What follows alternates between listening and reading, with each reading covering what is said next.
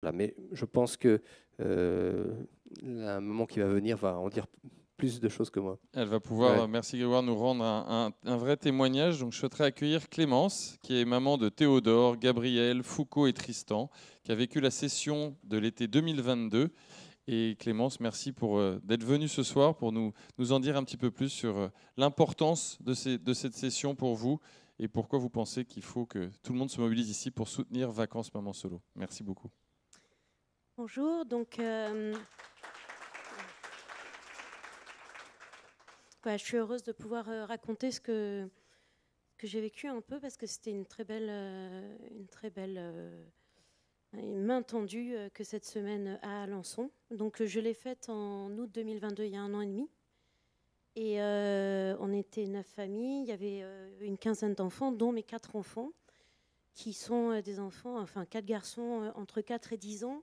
Enfin, ils avaient... Oui, voilà. Et donc, très, très, très chaud, quoi. Et donc sur les 13, il y en avait 4. Et en plus, c'était ceux qui faisaient des crises parce qu'ils ne voulaient pas se séparer de moi et tout. Et voilà. Donc, avant ça, je vais vous raconter un peu quelques mots sur mon histoire pour dire comment je suis arrivée. En fait, donc, moi, on s'est marié avec mon mari il y a 12 ans. Et avec un mariage où la foi était au cœur, on avait vraiment envie de suivre l'évangile, d'être missionnaire. Et puis, il y a eu le Covid. Non, mon mari avait certaines fragilités, je pense. Il ne travaillait pas. Il y a eu le Covid après. C'était notre 4e enfant. Et au bout d'1 an et demi, enfin, il avait 1 an et demi le dernier. Et on était épuisés. Mon entreprise avait des soucis. Et donc, un peu plus de tension financière. Et puis, du jour au lendemain, c'était le 16 mars à 14h30, mon mari me dit qu'il veut se séparer. Je ne comprends pas du tout. On n'avait jamais parlé de ça. On ne s'était même pas disputé. Il a changé, je le reconnais pas. Et puis, je me dis, bon, ben, comme 4-5 ans avant, il avait eu une dépression, je m'étais dit, bon, ben ça... Jean-Pierre, tu vas à l'hôpital, je pense que là, ça ne va pas. Et il me dit, mais tu n'as pas compris, je vais me séparer. Et donc, voilà, ça s'est envenimé, beaucoup d'agressivité. Et donc, 2 mois après, il était parti vivre dans un autre appartement. Et puis, l'été, il y avait, enfin, moi, je ne comprenais tellement pas. Je disais, mais c'est pas possible. Enfin, et Dieu dans tout ça et tout. Enfin bon, bref, on ne va pas parler de tout ça, mais bref, tout ça pour dire que l'été a été terrible. C'était l'été 2021 et avec des crises suicidaires et voilà, j'ai rien compris. Et donc, tout au long de l'année, il s'est désengagé de plus en plus avec les enfants. Donc moi, j'en avais un. Le dernier avait 18 mois. Je travaillais beaucoup. Et j'étais en état de choc, mais un état de choc, jamais j'aurais cru ça en fait. Il demandait le divorce en juillet 2022. La vie avec les enfants était vraiment dure parce que j'ai des enfants hyperactifs, enfin hypersensibles, me disaient les psychologues. Donc ça veut dire hyper chaud à gérer.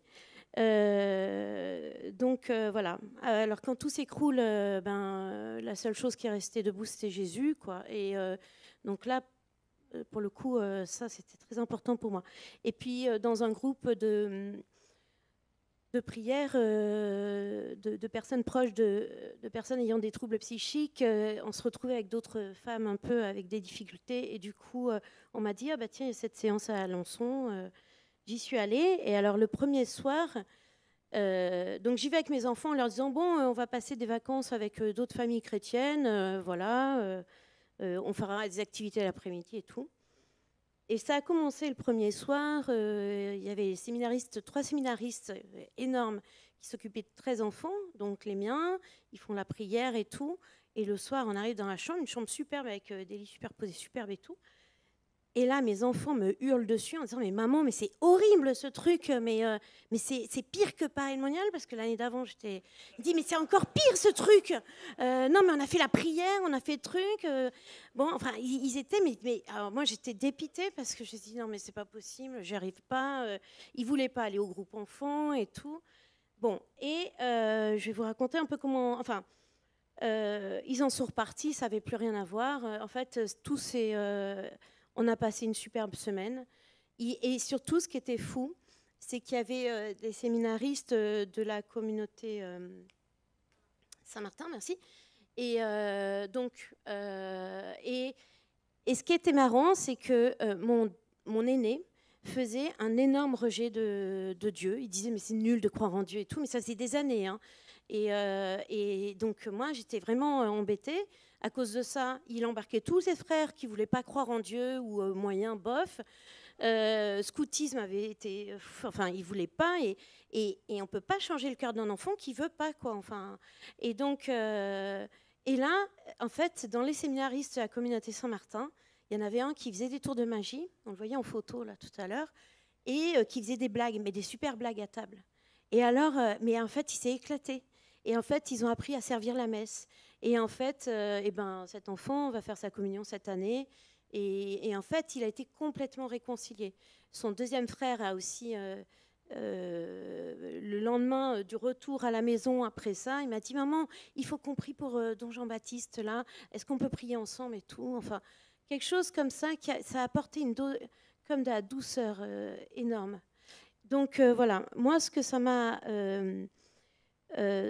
apporté, c'est j'ai découvert la famille Martin, et donc là avec des personnes comme Guy et le père Thierry, c'est énorme ce qu'on découvre de cette famille-là. On est vraiment imbibés là-bas. Et moi, je me suis sentie très proche pour 3 raisons. C'est que déjà, elle travaillait, Zélie, et moi, je galère avec accumuler les deux, travailler les enfants. Et puis aussi, elle a une fille, Léonie, qui a des troubles. Et donc, moi, j'avais un enfant qui avait des gros troubles, enfin, avec qui c'était très compliqué, puis le père aussi. Bon. Et du coup... voilà, ça m'a beaucoup rapproché. Et en plus, ils élevaient leurs enfants avec beaucoup de bienveillance, et ils étaient assez précurseurs là-dedans. J'ai eu également un relais de ces prêtres séminaristes et de toutes les personnes qui sont occupées des enfants. Un exemple, j'avais mon 3e qui était un enfant qui faisait des crises là, cet été-là. Il s'est calmé depuis. Mais cet été-là, partout où il allait, ça foutait le foutoir dans l'ambiance. Il foutait en l'air toutes les ambiances par ses cris, ses crises et tout. Et puis le séminariste, il me dit, est-ce que vous me permettez de gérer? Et puis, en fait, il repartait en crise, et il est allé le prendre, il l'a mis dehors. Et, enfin, ils ont parlé dehors et tout. Il n'était pas entendable, donc lui, il hurlait et tout, il gigotait dans tous les sens. Mais juste, c'était pas moi qui gérais cette crise-là. Et ces crises d'enfants, elles sont tellement difficiles quand on est fatigué et tout, que ça valait de l'or, en fait, qui s'en occupe de ces crises-là. Voilà, cette semaine-là, je me suis vraiment sentie coucounée. Et en fait, voilà, je voudrais dire merci, parce que moi, j'ai eu l'impression de passer par un naufrage depuis 2 ans et demi, mais fracassé, quoi. Et fracassé. Et en fait, quand on est fracassé, une petite main qui se tend, elle a une valeur énorme. En fait, on ne se rend pas compte. Mais en fait, plus on est fracassé, je pense, et plus les petites mains qui se tendent, elles valent de l'or. Et en fait, cette semaine-là, on est vraiment coucounés. Et je trouve ça super, toutes ces personnes qui sont là pour nous aider juste à passer un peu de temps, à pouvoir juste prier sans les enfants, c'était super. Et voilà, donc j'ai fini. Merci beaucoup. Merci beaucoup, Clémence.